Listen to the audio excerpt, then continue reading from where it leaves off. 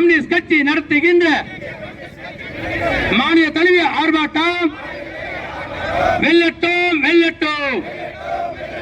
ஒன்றிய அரசே மோடி அரசே, ஒன்றிய அரசே மோடி அரசே, கைவிடு கைவிடு அமெரிக்கா இஸ்ரேலுக்கான, அமெரிக்கா இஸ்ரேலுக்கான ஆதரவான போக்கை கைவிடு, ஆதரவான போக்கை கைவிடு. அமெரிக்கா ஏகாதிபத்தியம் இஸ்ரேலின் மனவெறியும் நடத்துகின்ற போராட்டம் அப்பா மக்கள் தெரியாதே, அப்பா மக்கள் இராதே. ரத்து செய் ரத்து செய் ரத்து செய் ரைத்து செய். உயர்த்தப்பட்ட எரிவாயு விலையை, உயர்த்தப்பட்ட எரிவாயு விலையை ரத்து செய் ரத்து செய். ஆள தெரியாத இந்த மோடி கடந்த 13-15 நாட்களாக இஸ்ரேல், அமெரிக்கா, ஈரான் மீது போர் தொடுத்திருக்கிறது. இந்த போரில் ஈரானை கண்டிக்கிறது இந்தியா. ஒரு காலத்தில் யாரும் வழங்காத பெட்ரோலை ஈரான் இந்திய நாட்டுக்கு வழங்கப்பட்டது. நட்பு நாடான இந்த எவ்வளவு காலத்தில் ஈரானை கண்டிக்கிறது இந்தியா.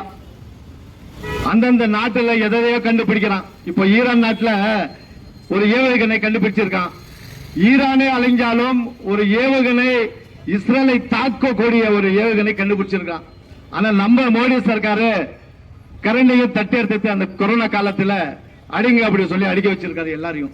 இப்போ கேஸ் தட்டுப்பாட்டுக்கு என்ன வழி, யார்கிட்ட வாங்கலாம், ரஷ்யா கிட்டயோ இல்ல எதுகிட்ட வாங்கலாம் அப்படின்னு சொல்லி யோசிக்காம சாக்கடையில அந்த மாட்டோட சாணியத்துல கேஸ் கண்டுபிடிக்கிற அப்படின்னு சொல்லி இந்த முட்டாள் மோடி அரசை இந்திய கம்யூனிஸ்ட் கட்சி வன்மையாக கண்டிக்கிறது.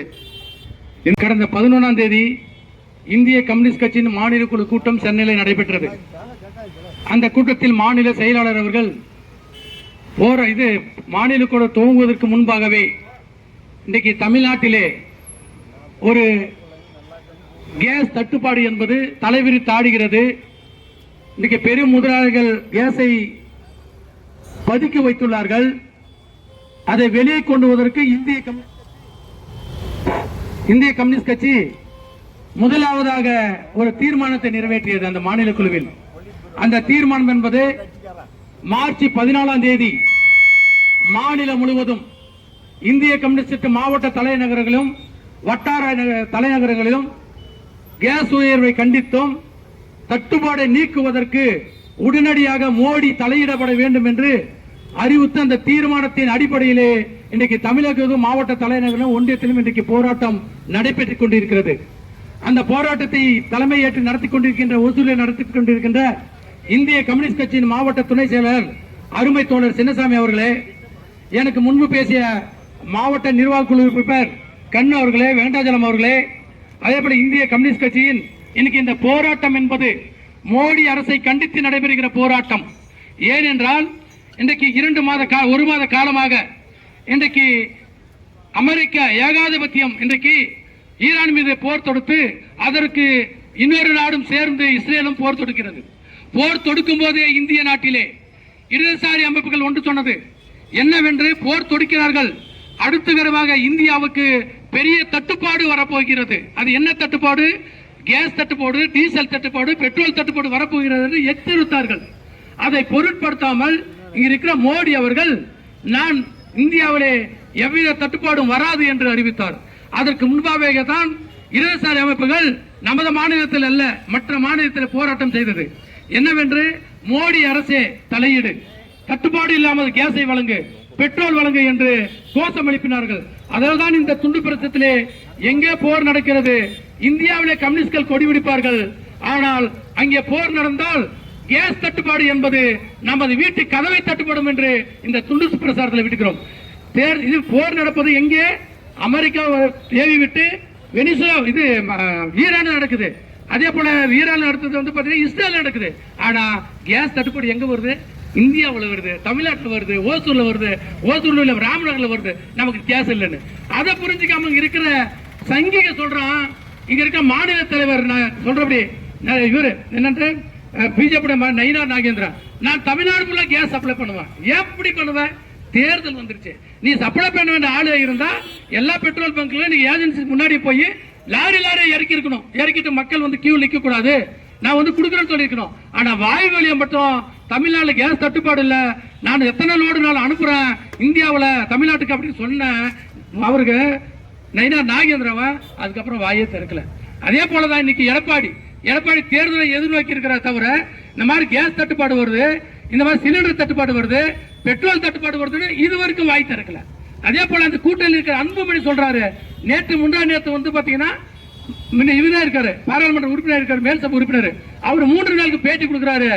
திமுக அரசு கேஸ் தட்டுப்பாடுக்கு என்ன நடவடிக்கை எடுப்பது கோமாளித்தனமா பேசுறாரு அவரு. இதை எடுக்க வேண்டிய நடவடிக்கை மத்திய அரசு ஒன்றிய அரசு எடுத்து கேஸ் தட்டுப்படாமல் வழங்கணும்னு சொல்றது ஒன்றிய அரசுடைய நோக்கம். ஆனா இவரு சொல்றாரு தமிழ்நாடு உள்ள திமுக ஆளுகின்ற திமுக அரசு கேஸ் தட்டுப்பாடை போக்குவதற்கு என்ன நடவடிக்கை எடுக்க போகிறது என்று இது கூட தெரியாம ஒரு மேல்சபை உறுப்பினர் போய் இந்த தமிழ்நாட்டு மக்களுக்கு என்ன பேச போறாரு? ஜெயலலிதா போறதுக்காக தன்னுடைய பதவி வேணுன்றதுக்காக தப்பா பேசுறாரு. அதான் இன்னைக்கு வந்து பேப்பர்ல போட்டிருக்காங்க, நம்ம இந்தியா வந்து கேஸும் டீசல் பெட்ரோல் பொருள் இறக்குமதி செய்யணும் 60% 67% வேகம் இந்தியா அது வந்துச்சுன்னா 10 கப்பல் இங்க வந்து கேஸ் தட்டுப்பாடு நீங்கன்னு. ஆனா இந்த 1 மாசமா அதை பண்ணல. இப்ப எங்க இடதுசாரி அமைப்புகள் ஒன்று சேர்ந்து பெரிய கோட்டு போடுறாங்க, மக்கள் ஓட்டை மாத்திருவாங்க, இந்த 5 மாநில தேர்தல் நடக்குது, தேர்தல் எங்க நமக்கு அடிபட்டு போயிடுமே அப்படின்ற ஒரு நோக்கத்தோட இன்னைக்கு பேசுறாரு. காலையில பேப்பர்ல போட்டிருக்காங்க 10 கப்பல் வந்து கடற்கரை நிக்குது, இன்னைக்கு ஈரான் ஏத்திட்டாங்க, அது வந்த உடனே தமிழ்நாட்டில் கேஸ் தட்டுப்பாடு இல்லாம போயிடும், பெட்ரோல் தட்டுப்பாடு இல்லை. சென்னையில ஏறக்குறைய 75% ஹோட்டல் மூட விட்டது, இன்னைக்கு சாப்பாடு கிடையாது மெட்ராஸ்ல. அதே போல பெருநகரில் இன்னைக்கு சாப்பாடு கிடையாது, எல்லா ஹோட்டலையும் மூடிட்டு இன்னைக்கு வந்து பாத்தீங்கன்னா கேஸ் தட்டுப்பாடு. அடுத்து விறகுக்கு என்ன செய்வோம்னு சொல்லி நிலைமைக்கு போயிட்டு இருக்கு. இப்படி இருக்கும்போது இந்த மோடி அவர்கள் ஏன் வாய் திறக்காம இருக்கான்னு தெரியல. என் தோழர் முன்னாடி பேசும்போது சொன்னாரு, தேர்தல் வந்தா தமிழ்நாட்டுக்கு 10 டைம் வருவாரு. ஏன் அப்படின்னா தமிழ்நாடு அப்பதான் தமிழ் கத்துக்கணுமா, இல்ல தமிழ் கத்துக்க கூடாதான். அங்க போனா வந்து பாத்தீங்கன்னா ஒடிசாக்கு போனா தமிழ்நாடு வந்து இந்திய நாட்டு ஒடிசா ஆடலாமான்னு பேசுறான். இங்க வந்த உடனே தமிழ்நாட்டுடைய பாசம் தமிழர்கள் எல்லாம் ஒண்ணு சேர்ந்து எனக்கு ஓட்டு போடணும்னு கேட்கிறான். இந்த மாதிரி கேனத்தனமான ஒரு மோடி பிரதமர் நாட்டில் இதுவரைக்கும் ஆட்சியில் இதுவரைக்கும் இருந்துகிறது. இந்த மோடி நம்ம விரட்டுவதற்கு வருகிற சட்டமன்ற தேர்தல் வெற்றி பெற்றுட்டா மோடியை விரட்ட முடியாது, பாராளுமன்றத்தோடு தான் விரட்ட முடியும். ஆனா அவனுக்கு சாவுமொழி அடிக்கிற மாதிரி மதச்சார்பற்ற கூட்டணி இன்னைக்கு அங்க வைக்கிற திமுக அரசாங்கம், அதில் இருக்கின்ற நாம் எல்லாம் ஒன்று சேர்ந்து இந்த மோடி கூட கூட்டணி இருக்கிற அதிமுக, பிஎம்கே மற்ற கட்சிகள் எல்லாம் நாம் துரத்தி அடித்து ஒரு சட்டமன்றத்துக்கு ஜெயிக்க கூடாது என்று நாம் உறுதிமொழி எடுத்து வரும் தேர்தலிலே நாம் 26ல வெற்றி பெற்றோமானால் மோடி திருப்பி தமிழ்நாட்டுக்கு அடுத்த பாராளுமன்ற தேர்தல் வரும்போது வருவான். அதற்கு கால நுழைவிடாம நம்ம எல்லாம் உறுதிமொழி ஏற்று வருகின்ற கால இந்த ஒன்றிய மோடி அரசை இந்திய கம்யூனிஸ்ட் கட்சி எடுக்கிற அனைத்து வித போராட்டங்களுக்கும் நாம் வழி இருந்து அந்த போராட்டத்தை பலமாக நடத்தி மோடியை விரட்டுவதற்கு நாம் ஒன்று சேர வேண்டும் என்று கேட்டு எனக்கு வாய்ப்பு அளித்தமைக்கு நன்றி கூடி விடைபெறுகிறேன். நன்றி, வணக்கம் தோழர்களே. பதவி விலகு, பதவி விலகு, பதவி விலகு, பதவி விலகு. இந்திய நாட்டை ஆள்வதற்கு